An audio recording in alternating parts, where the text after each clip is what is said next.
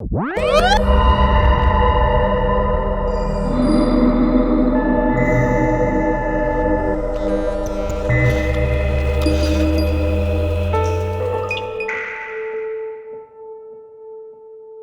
Hosoda has a problem, and that problem is not one created by him or his actions, but rather a poor matter of circumstance. That problem is the phrase, Hosoda is the next Miyazaki. However true or valid the claim of that statement may or may not be, it is indeed something that pops into the mind of many people when you watch his work. For me, prior to this point, it was a claim that I usually disregarded, because Hosoda may produce films for similar age ranges covering similar themes, but he usually always did things with topics that few, if any, films from Studio Ghibli, Miyazaki, or no bothered to touch. And no, I don't just mean the awkward wolf banging. I was always confident that while people will always constantly bring up Miyazaki and make comparisons left and right, that Hosoda would take it in stride and never let it affect him. Then I watched Boy and the Beast. Ladies, gentlemen, and others, my name is Arcada, and welcome to Glass Reflection. Today, the 2015 animated film by Mamoru Hosoda, The Boy and the Beast. Let's jam.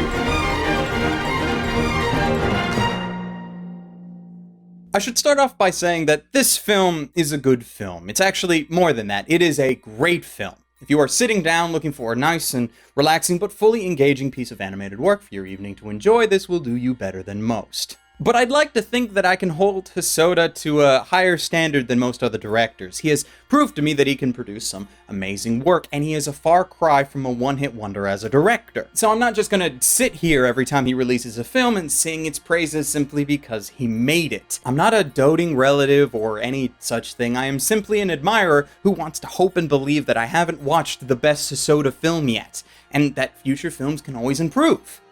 So now to this film. The Boy and the Beast is about this 9-year-old boy named Ren, who ran away from his relatives following the death of his mother. Out on the streets of Tokyo, he is found by the aspiring beast lord Kumatetsu, who suggests that Ren should become his apprentice. Through a series of lucky events and good circumstances, Ren ends up following Kumatetsu into the Beast Kingdom, a magical otherworld parallel to ours, and since he has nowhere else to go, he decides to stay and become the apprentice to the loud, lazy, overbearing, and hard to appreciate Kumatetsu. The story has multiple facets to it. Most of it is a father-son story between Ren and Kumatetsu, as Ren was severely lacking a father figure, or any parental figure for that matter, and Kuma is happy to oblige, for the most part. But it's also a story about pride. Kumatetsu is a warrior seeking to become the next Beast Lord, as the current lord, a scarily powerful rabbit, plans to step down and become a god. That's a thing you can do, apparently. Unfortunately, Kumatetsu is a hothead. He's powerful, sure, and in that regard he is worthy to become lord, but most residents and the current lord himself all agree that it's his temperament that's holding him back. As such, he actually has to face off against his rival, Iozan, a much more calm and leader-like beast with skills to match. But the fight between the two of them for who gets to claim the title of Lord is a long ways off yet, which gives the film time to tell the rest of its story. It's also the start of something that has been sort of a sticking point that I've had with Hosoda for a while, and I'm only bringing it up now because I think this is the first time that it's been so clear. Hosoda stories are generally simplistic narratively, and this is to allow, I think, for a greater age range of audience members to enjoy it. And that's fine. They become more like family films with something for everybody regardless of age. However, at the same time, his films can also lean more on the overcomplicated side. What I mean by that is the message of the film is simple and easy to understand, but the story goes through great complicated lengths to get there when simpler options could have done the story fine. One of the examples of this that I have from this film, and I'll try to say this without too much context for those that haven't seen the film yet, is that Boy and the Beast does not need an antagonist. A lot of its fighting per se is not supposed to be against any particular enemy, but rather against the aspect of the self that one has to learn how to deal with. However, by the end of the film, a physical antagonist manifests itself regardless, seemingly out of nowhere with a backstory to explain the appearance that's shoehorned in at the last minute with no build-up beforehand. Now, of course, you can look at it and explain the symbolism behind this move easily if you wanted, but to me, the whole move just seemed to exist so that there could be another extravagant fight scene, one that specifically needed to be between two existing and established characters. Like, Ren could have had an internal fight scene with his inner demons helped along by the spirits of those who have been with them the whole time, but no, they decided against that. Why did they make it more complicated than it needed to be? Not sure. A lot of the film feels disjointed as well, like the pacing took a boot to the head at times. There were 3 distinct acts of the film: the intro child section, the return to the human world, and the nail-biting finale. Each on their own are decent enough, but how they mesh and combine sometimes comes off as rushed. When the film ends, it gives off this feeling like it took forever to complete, but also makes you come to the realization that it really wasn't that long of a film at all. It's like a spring that gets stretched out for the opening act and almost first half of the film to make it feel long, and then for the end it snaps back and bounces into place for a more reasonable runtime. But like I said at the start, the whole thing is not bad. I just question the purpose of much of it. It felt to me as if the film was unfocused, like it lost its anchor and sailed ahead with a broken compass and couldn't right itself until the end with a lighthouse in sight. But by that time, the scrapes and bruises on the ship have already taken their toll. And for a time, I wasn't able to explain this, until, of course, I had a gander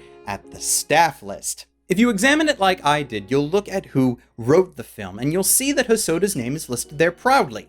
Alone. Now, this by itself does not seem to be a problem. He wrote it, alone. So what? Then you take a look at all the other films that he's well known for. Girl Who Leapt Through Time, Summer Wars, and Wolf Children.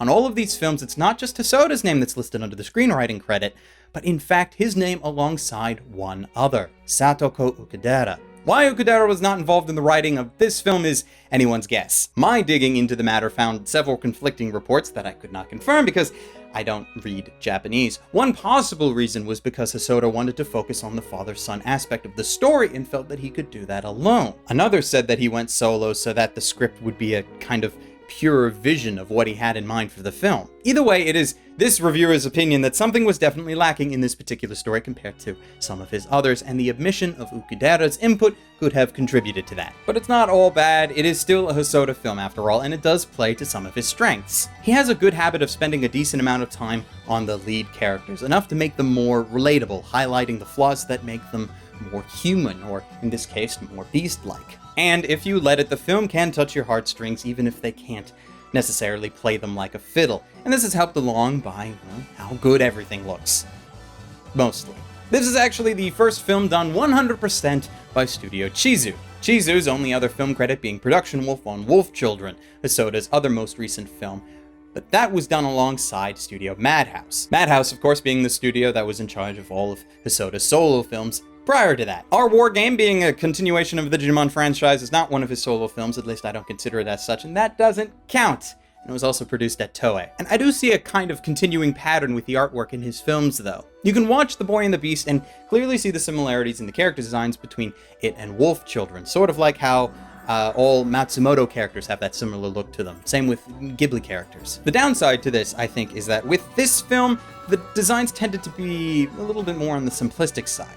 That could be because they were still trying to fully develop a style for Hosoda films, or perhaps there was more budgetary concerns. But the simplistic designs really reveal themselves in front of the much more detailed background work, because the background artwork is absolutely bloody fantastic. But at times, it almost feels like the two didn't really belong together, because individually they work, and the scenes where the blending between the two are able to happen are magnificent, but they don't always blend.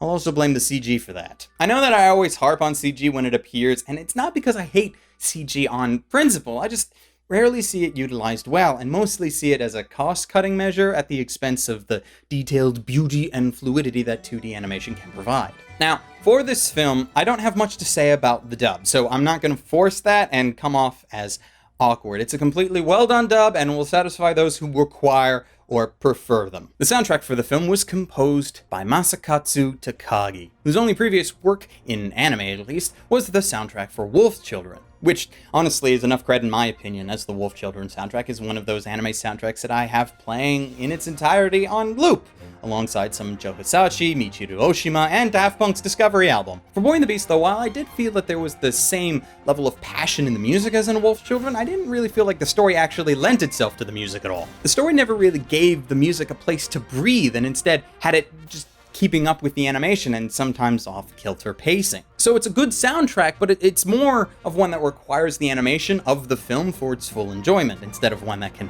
stand on its own, which is what I always look out for and honestly prefer. And now for the final verdict. There's something with this film that burns me, and I keep trying to pin down what that is. Like, I've sat down writing the script for this video, trying to get my thoughts on paper with the hope that I can just figure out the exact problem I have with it.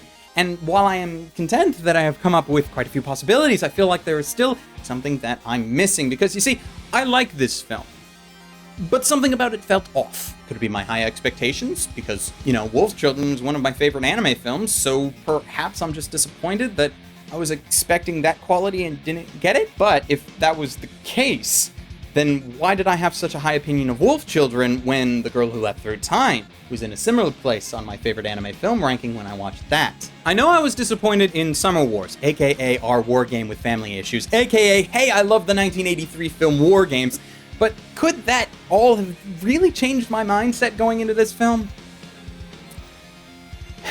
I started off this film by bringing up Studio Ghibli and the frankly overused and not necessarily accurate comparison between the works of Hosoda and Hayao Miyazaki. And it's been a comparison that I've avoided for a long time because it's almost too easy. That being said, if any of Hosoda's films can be considered like Ghibli, but it would be this one. Maybe that's why I don't like it. Because Hosoda is not Miyazaki, and I prefer it when the differences between them are far more obvious. Perhaps, though, this film is just not for me either, and maybe there's not something in it that really speaks to me as it does others. Which is odd, because as I stated earlier, this film and other Hosoda films are designed to appeal to large amounts of people.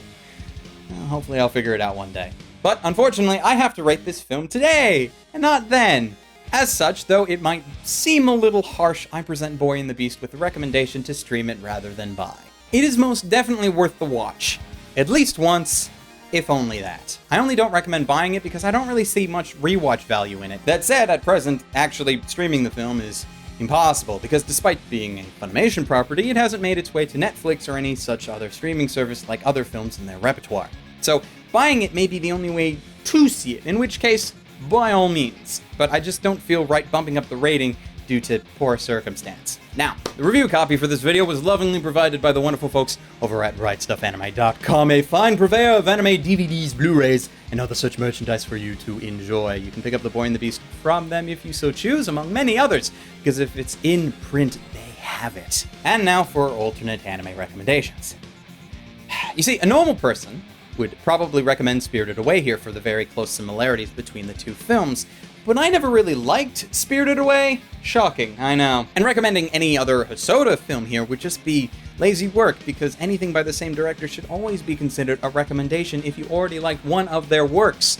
So the actual recommendation for this is going to start off with Moribito, Guardian of the Spirit, for its focus on warrior characters, as well as surrogate parental figures. Second recommendation goes to Katanagatari, an enjoyable anime with a story that also incorporates the study of martial arts to a degree.